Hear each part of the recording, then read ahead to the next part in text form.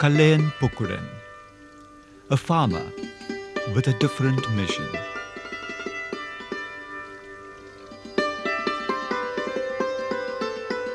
In his village, Parayangadi, in Kannur district of Kerala, he has been incessantly nurturing mangroves along the Parayangadi river banks.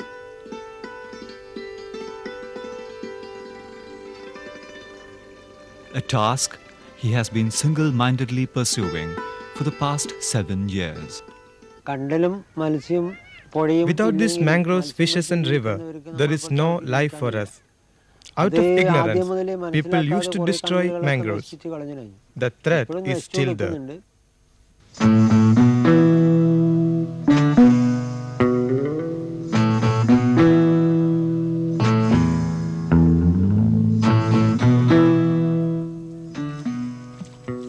Why has Pukkudam selected the solitary self-imposed mission of planting mangroves?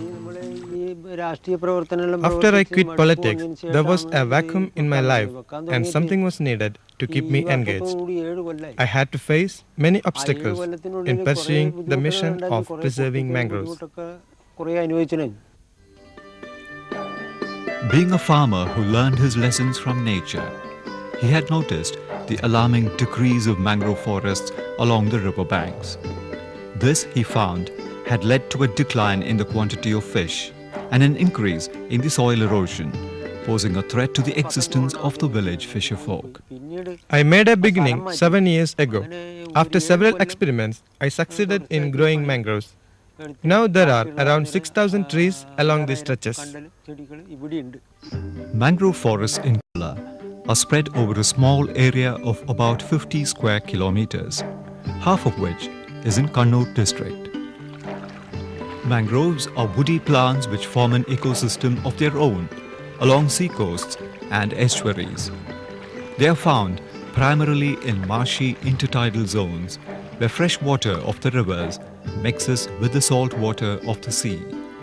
Because of their ability to grow in salt water, mangroves can be put in the ecological category halophytes.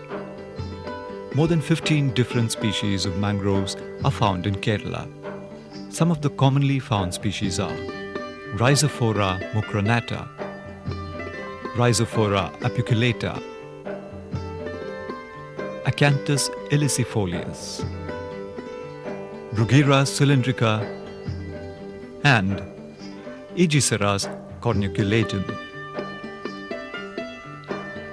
The flora of the ecosystem is made up of certain mangrove associates as well.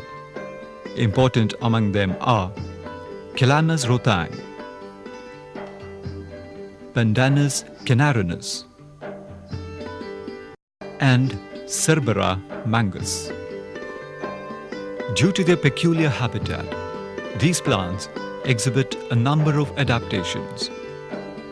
Plants belonging to the species Rhizophora have adventitious roots which arise from the stem or branch and grow obliquely downwards to fix the plant firmly in the soil. These are called stilt roots. This root system serves as a wall against strong waves and winds. Another notable adaptation is the breathing roots found in plants belonging to the species Avicennia, Acanthus, Sonaracea, and others. These breathing roots are branches of the root system that grow negatively geotropically, that is, growing upwards, jutting out of the ground.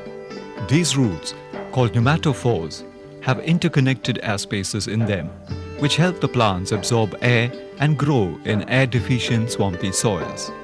This meshwork of roots collect clay and sand brought by water during high and help build land. Therefore, mangroves are known as land builders. The mangrove ecosystem serves several important purposes. It's indeed a good nursery for prawns, fishes and crabs. They come here in large numbers from the sea to breed. Pukkudam is not wrong. Mangrove forests contain plenty of organic material resulting from the decay of dead leaves and plants. This provides an excellent medium for the growth of fishes, prawns, crabs, and other aquatic animals.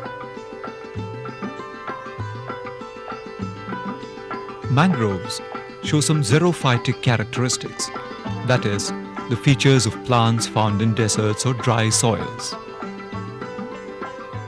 The fleshy leaves with water-storing tissues and the thick and shiny cuticle on the leaf surface are some of these xerophytic traits. It wasn't easy to collect saplings. I have to go to far-off places to collect the saplings as they are not available in my locality. Quite a few species, such as the Bruguera, have adapted to viviparous germination. The solitary seed of the fruit, while on the mother plant itself, develops a pointed greenish radicle, the primary root. When fully mature, it falls down, penetrating the soil.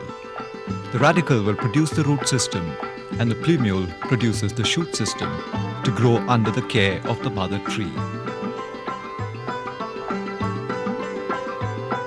Pukkudam collects these saplings from far-off places and brings them to his home.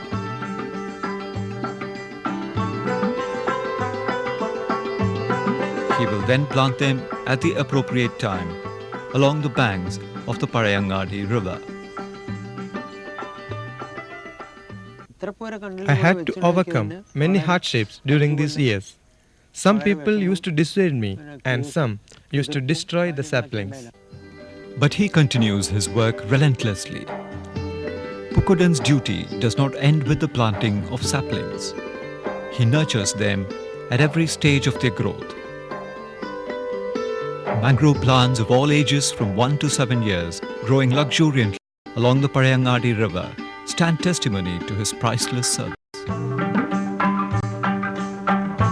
Like the flora, the fauna of the mangrove ecosystem is also diverse. Mangrove forests are a favorite nesting and roosting place for birds from far and near. These beautiful visitors include the red-wattled lapwings, the common sandpiper, the grey heron, and the green shank.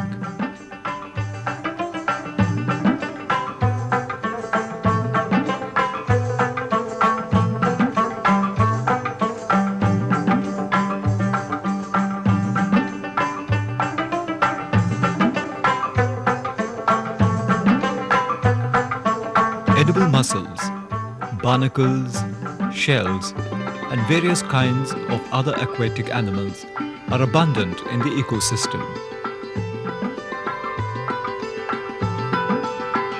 Besides being a nursery of prawns and fishes, it is home to a wide variety of crabs. From the cute hermit crab to the more colorful fiddler crab.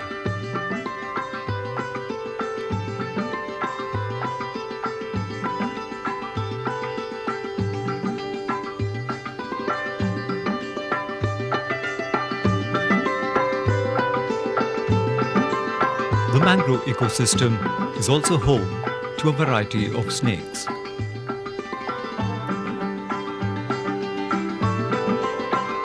Apart from these, their ability to check salt water from entering the nearby fields and wells and their utility value as a great supplier of fodder and firewood add to their merit.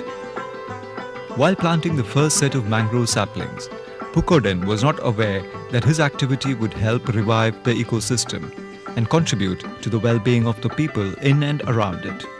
Public attention and recognition soon came his way, but Pukkudam continues to live a simple farmer's life, not bothering about the recognition.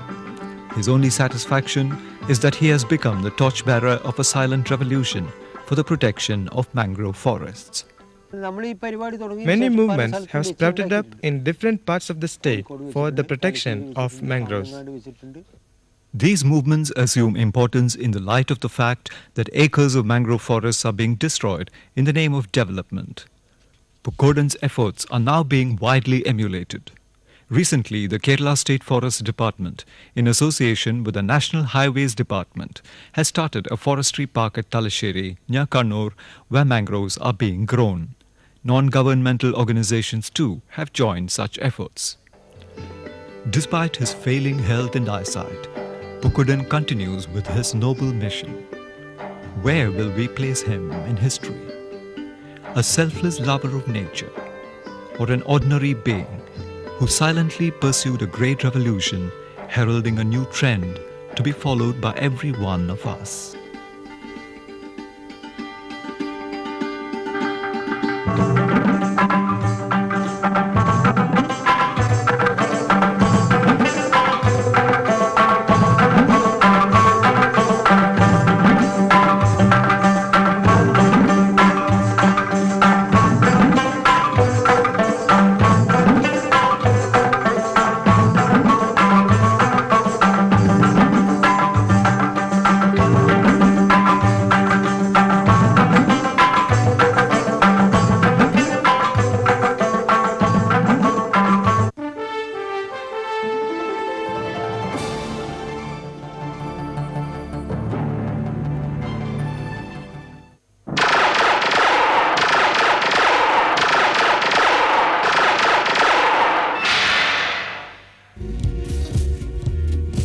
The Ongol is a classic Indian beauty with some well-defined physical characteristics. The breed is very popular as Nellore cattle in foreign countries, especially in Brazil, where it is now being bred on an extensive scale. The hump is the most striking physical feature of the Ongol animal. It is well-developed, erect, and thick on both the sides. The hump rests on a tall and well-proportionate body. Ongol bullocks are powerful and suitable for cart and road work.